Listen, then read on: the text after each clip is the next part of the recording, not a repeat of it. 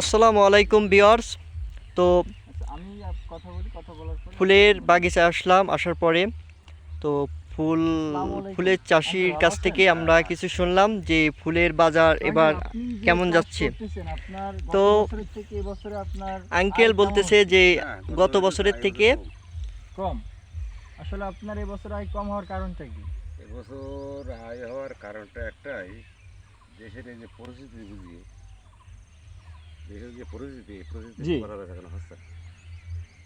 মানে আপনি কি ফুলের দাম কম নাকি আসলে না, না, এই দাম যে কম, দাম কম। দেশের যে অর্থনৈতিক একটা সমস্যাগুলো চাপ দেখা চলতেছে, দিচ্ছে দেশের অর্থনৈতিক রাজনৈতিক সমস্যাই, কারণে, দেশের অর্থনৈতিক এটা হচ্ছে সমস্যাই তো রাজনৈতিক বিদ্বেষের কারণে বর্তমান বাজার বিভিন্ন হচ্ছে রকম অনেক রাজনৈতিক ডাউন। সমস্যা। আর মনে করেন যে ফুলও বুঝতে সেলস পারছি। করা যাচ্ছে না তেমন একটা।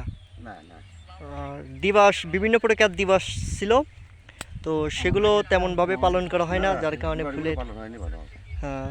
না আসলে যদি দিবসগুলো পালন হয় তাহলে তো এত আপনারা বাচ্চা আসলে সবাই ফুলের প্রতি দিবাসগুলো ভালোবাসা এবছর দেখাবেন। দিবস 14 ফেব্রুয়ারিতে একদিন একটু বাজার ভালো ছিল, তারপর আর ভালো যায়নি। আরে ফুলের চাষে তো ব্যাপক খরচ, হুম। ব্যাপক খরচ। আর এই স্প্রে তো খরচে করতে হয়, স্প্রে করতে হয় তো ওরে পোকা বাবারে, থেকে। স্প্রে সপ্তাহে 3 দিন করতে হয়। আচ্ছা। এই যে একদিন পর পর যদি স্প্রে না করা হয়, আর এই যে পোকাগুলো কমতে আসে, কমতে তৈরি হয়, এই আমরা নিজেরই পালন করতে পারিনি। এই এখন দেখা যাচ্ছে তো এই ভালো, হুম। এই কালকে। দেখা যাচ্ছে আজকের বিক্রি স্প্রে করার ডেট, হুম। করতে পারলাম না, কালিও করতে পারলাম না। ওষুধ আসলে মনে করতে নষ্ট হয়ে গেছে। ওই দেখেন আচ্ছা। সামনে আপনারা দেখেছেন, হুম। এগুলো দেখেছেন, তো অসম্ভব পরিমাণ ট্রিটমেন্ট করা আছে। বেগুনের মতো ট্রিটমেন্ট বেগুনের করতে মতন হয়। অতিরিক্ত ট্রিটমেন্ট করা আছে ভালো।